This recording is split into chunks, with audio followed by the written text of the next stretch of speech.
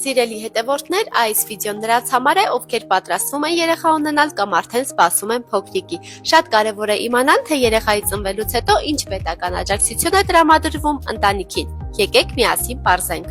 Երեխայի ծննդյան միանվագ նպաստ։ Երեխայի ծննդյան միանվագ նպաստը պետության կողմից նորացի երեխայի ընտանիքին տրամադրվող ֆինանսական աջակցությունն է, որի նպատակը ժողովրդագրական իրավիճակի բարելավումն ու ծնելիության խթանումն է։ Հաջորդ աջակցությունը մինչև 2 տարեկան երեխայի խնամքի ամսական նպաստն է։